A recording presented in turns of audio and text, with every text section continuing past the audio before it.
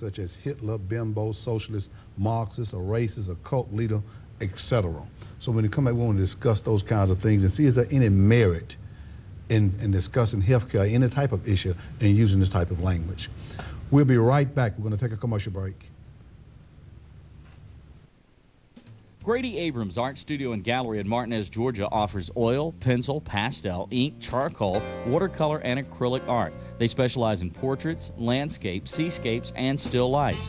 They're also currently running a special. You can get an oil portrait on canvas, 16 by 20 or up to 24 by 30 for just $350. They also do other commission work as well. Call for an appointment at 706-855-5968 or send them an email, GradyAbramsArt.com. Many children suffer needlessly from lead poisoning each year. Lead is a poison and neurotoxin when swallowed or inhaled. This is especially true for young children who are more likely to put things in their mouths. Children exposed to lead may develop learning and behavioral problems. The only way to know for sure if your child has been exposed to lead is to have them tested with a blood lead test. Contact your doctor or healthcare provider for more information. This message has been brought to you by the East Central Health District.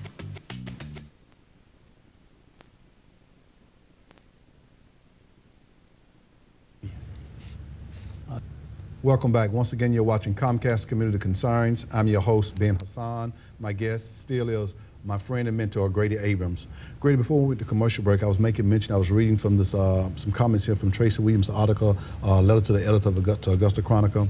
And I think what prompted him to write this is say some of the unsavory names that President Obama was being called, such as Hitler, bimbo, socialist, Marxist, or racist, or cult leader, etc. What is your take on that? Is that a necessary reason to begin to write and to respond and have some input in that conversation? Yeah, Ben, I want to first thank Tracy for writing to the newspaper expressing himself. I wish there were more blacks who did the same thing. At least we would get a feel for what a pulse of the community, that is of the black community, when we read letters such as those that Tracy write in. I think when you lose respect for the President of the United States and for the office of presidency, you've already lost respect for yourself. People who have no respect for other people don't have any respect for themselves, neither do they have respect for their families or the people they are representing. But they're saying, as they're saying to the American people, they're saying that we're protecting our families. We're protecting this country. I mean, Joe Wilson said, "You lie." Yes. You know, all of a sudden that has taken root. He's become a cult hero, per se. Yes. So what you're saying is just the opposite of what they're saying. Yes, absolutely. And what do you base that on? I think Joe Wilson is a disgrace, not only to himself, but to the nation as a whole. Any man who, in that setting, would shout out that kind of remark has no respect. Ben, I'm afraid that this country is moving in a direction that soon we'll be in the streets and fighting one another, because that seems to be where it's heading. We have no regard for respecting people of different races. We have no regard for respecting people, period. The bottom line is winning, and winning at all costs by any means necessary. The Joe Wilsons of this world are doing more harm to this country than people who come over here and invade us and blow down some of our towers. This is serious business when you get a member of Congress that can act out of order as he did and have people lift him up and support him and make him a hero. We are in big trouble. But they're saying, and he's saying that he's already apologized. So why is he taking a beating? Well, he hasn't apologized. He hasn't. I think it should be a direct apology to the president, to the body of Congress, to the nation, to his constituents, and to everybody involved. He should make that apology to all. He hasn't done that. And with the apology, he said he did it because his leadership asked him to do it. So it didn't come from his heart.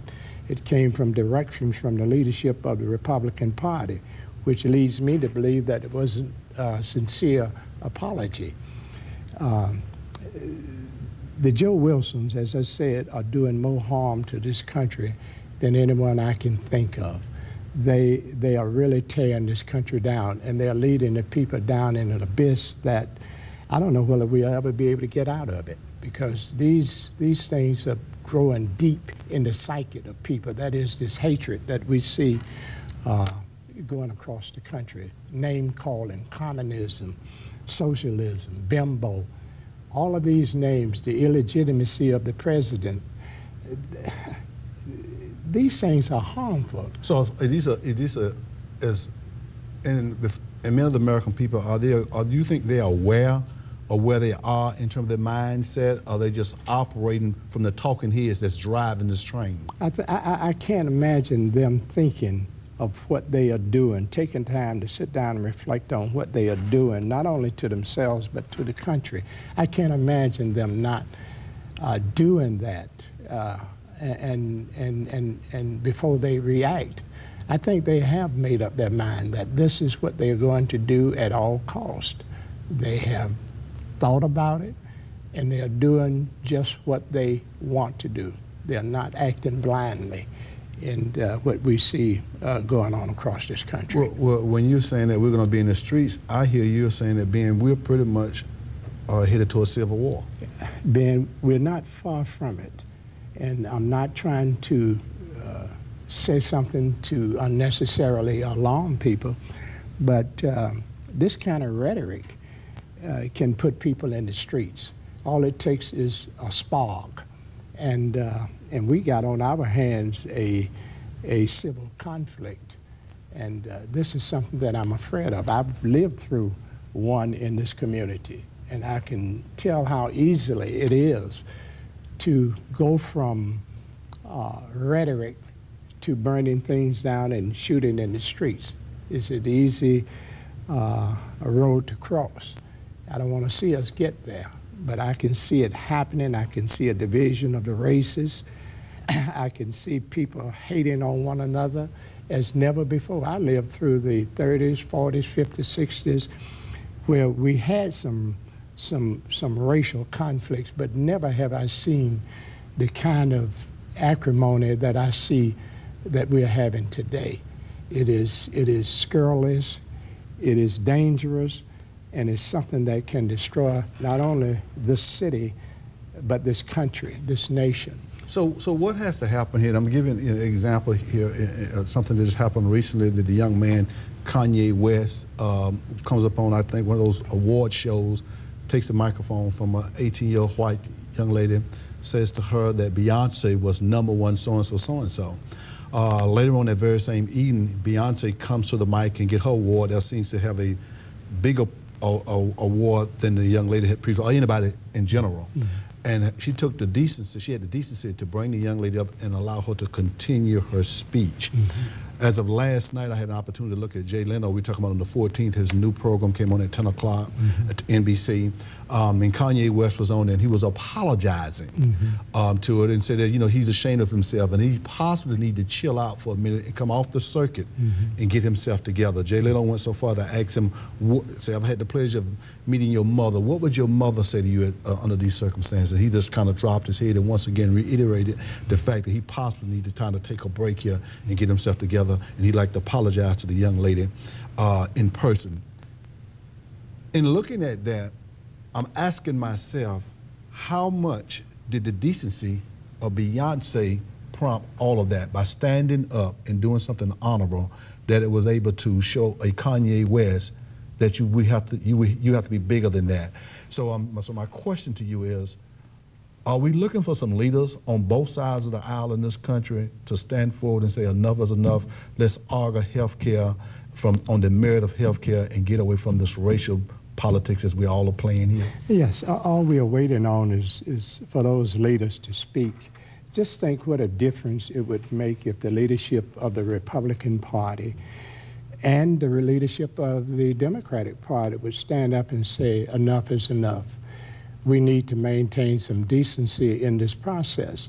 And we're asking the constituents to display that kind of decency as we debate this issue on health care, and we can get this legislation moving. We just don't have that. We have Republicans playing to the lowest denominator of their constituency. Their interest is winning in 2010 and 2012, and they can care less that the country is going to hell in a handbasket. With that kind of mindset, I don't know what you do to change things, because when winning becomes everything, we all in trouble. There must be some decency. There must be some moral values, some ethical value in things that you do in order to improve the situation for people of this country. And I don't see that in the leadership. But if it were to happen, I think it would make a major difference in what the constituents do. They are following their leadership. Now, mind you, some of that leadership is coming from talk show hosts, and they seem to have more influence on people in this country than the elected officials. We have to be careful in losing faith in our government, because when we do that, we can end up with anarchy. And people are in the streets, and every man has a gun on his side and looking out for himself. That's where we're heading once we lose the leadership of this nation. And I think we are doing it, and we are losing it to talk show hosts. Okay. We're going to take a commercial break, and when we come back, I'm going to try to move from the conversation for sake of something that I want to discuss, and we're going to come back to this conversation here, because it's possibly going to have to do 2 shows. And I want to come back and talk about the alleged bribery scheme of David Fry. We'll be right back. Grady Abrams Art Studio and Gallery in Martinez, Georgia offers oil, pencil, pastel, ink, charcoal, watercolor, and acrylic art. They specialize in portraits, landscapes, seascapes, and still lifes. They're also currently running a special. You can get an oil portrait on canvas, 16 by 20 or up to 24 by 30 for just $350. They also do other commission work as well. Call for an appointment at 706-855-5968 or send them an email, GradyAbramsArt.com. Many children suffer needlessly from lead poisoning each year. Lead is a poison and neurotoxin when swallowed or inhaled. This is especially true for young children, who are more likely to put things in their mouths. Children exposed to lead may develop learning and behavioral problems. The only way to know for sure if your child has been exposed to lead is to have them tested with a blood lead test. Contact your doctor or healthcare provider for more information. This message has been brought to you by the East Central Health District. Welcome back. You're watching Comcast Community Concerns. I'm your host, Ben Hasan. My guest is my friend and mentor, Grady Abrams. Grady, before we went to commercial break, I was going to let you know that we're just going to be changing the subject here for a moment and go to the alleged bribery scheme of David Fry that Commissioner Corey Johnson and Commissioner Alvin Mason, Mayor Pro Tem, was, I would say, proposition, for lack of a term, alleged to be proposition in terms of involving this T Center debacle. I guess it's kind of public knowledge about what was alleged here by David Fry as a private citizen, suggesting to the commissioners what could happen in terms of them running the parking deck, per se, and setting up a dummy corporation in the state of South Carolina. With all of that being said, my question is this. There's a leadership, or there's people of influence to want the community to accept that this is much to do about nothing, because number one, David Fry doesn't have a vote at the table.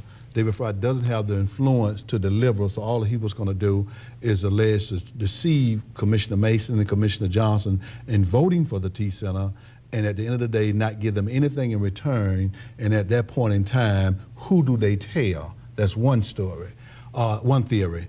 The other theory, one of the other theories, there's probably many theories, so I'm just going to talk about 2 of them. The second theory is that, well, we witnessed bribery in open in the public square. Well, when Ms. Beard says, you know, if I will vote for the T Center in 2007, if you would put $37.5 million over a 50-year time span in the Laney Walker area, this is alleged. There's no difference here. There's a parallel between what David Fry and his proposition, alleged proposition, I would say, to the commissioners, and what Commissioner Betty Beard and Don Grantham was able to say 6 in one hand, half a dozen in the other. So at the end of the day, is this much to do about nothing, in terms of what has happened here with the commissioners by David Fry, and at the same time, is it the same as what Commissioner Beard and Commissioner Grantham was able to come to agreement and the commissioners agreed upon? Is it one and the same what David Fry was alleged to be propositioning? Ben, I can't say it's much to do about nothing in that the sheriff made the arrest on David Fry. I don't think the sheriff would have taken Mason's and Johnson's word and gone out there and arrested him without some strong evidence and without talking to the district attorney's office. You just don't make these kinds of arrests unless you have some information that you can present to a grand jury and allow that jury to determine whether this case can go forward or not. So I have to suspect that it is more than much to do about nothing. I think it's much to do about something, and we'll find that out as this case moves forward. What about the second part of the question about saying that this is equal, 61 and a half and the other in terms of what Commissioner Beard and Don Grantham was able to do in 2007 and get 6 votes to build a T-Center, and I'm sorry, to locate the T-Center, to fund Laney Walker in the Bethlehem area, as well as management of the T-Center, and at the same time what David Fry. Are those 6 in one hand, half a dozen other? I don't think so. Usually when you think of bribery, you think of this done in secrecy. What Ms. Beard did with her vote, her 6th vote, to get the T-Center going was done in opening, and it was done under her authority, under her jurisdiction as a commissioner. She had the right to bargain, to negotiate, to try to come to an agreement with fellow commissioners to get something for her district. So it couldn't be bribery, even though this was what was quoted in the Chronicle Sunday. But how could it be bribery when it's part of your duty to negotiate and work with the commissioners to get what's good for your district? No, it wasn't bribery. Bribery is usually done in the dark, in secrecy, and is a quid pro quo, something for something.